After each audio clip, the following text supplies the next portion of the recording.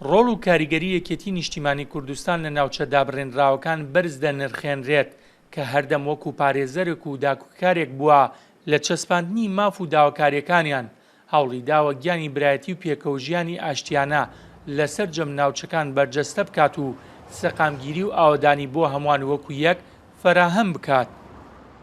ئێمە وەکو جەماوەری کوردستان زۆر دەوری یەکەتی نیشتیمانی کوردستان بەرز دەرنەخێنین چونکە یەکەمین هێزە کە خۆی لە خەڵکی جیاواز نەکردووە بەڵکو بەشێگە گرنگ لە خەڵکی کوردستان. بەرقەرارکردنی ئاسایش و هێمنی ناوچەکەمان و هەروەها لە شەڕی داعش ڕۆڵێکی سەرەکی هەبووە لە بەرەنگاری و بەرگریکردن لە سنووری شارەکەمان و لە هەردوو شارۆچکەی ناحیە و شارۆچکەی جەلەولا و سعدیە. کێتی ڕۆڵێکی گەورەی بیناوە لە ناوچە دابێنراوەکان بە تایبەتی خۆتان باشە زانن کە خانەقین هاوسنوورە لەگەڵ سعدیە و جەلەولادا کە داعش ئەو ناوچانەی داگیر کردبوو یەکێتی دەوری باڵای هەبوو لە ڕزگارکردنەوەی جەلەولا و سعدی. یەکێک لە ئامانجەکان یەکێتی نیشتیمانی کوردستان کە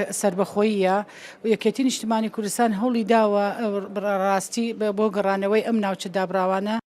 لەسەر ئاستی هەرێمدا یەکێتی نیشتیمانی کوردستان بەڕابەرایەتی ئەندازیاری دیموکراسی و فکری مەدەنی و بەدامەزراوەیکردنی سیستمی حکومڕانی وڵاتە ڤاڵ مامجەلال وەکو حیزبێکی خاکی جەمسەرێکی سەرەکی بووە بۆ ڕێخستنەوەی نێوماڵی کوردی و چارەسەرکردنی ڕەوشە سیاسەکەی کە پێی تێپەڕ بووە. لەسەر ئاستی عێراقیش یەکێتی نیشتیمانی کوردستان بەردەوام ڕۆڵ و کاریگەری هەبووە بۆ باشترکردنی پەیوەندیەکان و بەدەستهێنانی مافەڕەوەکانی گەلی کورد و گەڕانەوەی ناوچە دابڕێنراوەکان. ئارامی ئەمڕۆی هەرێمی کوردستان و ناوچە دابڕێنراوەکان بە ڕەنج و ماندووبوونی پێشمەرگەکانی سەردەمی شاخ و شار بووە ئەم ڕۆژە هاتۆتە کایەوە.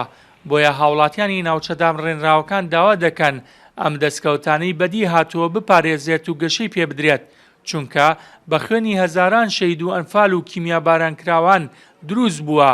بۆیە داوا دەکەن هەوڵەکان زیاتر بێت بۆ کاراکردنەوەی پەرلەمان و حکومەت لە پێناو چەسپاندنی مافەڕەوەکانی گەلی کورد و گەڕانەوەی بست بە بستی ناوچە دابڕێنراوەکانیش.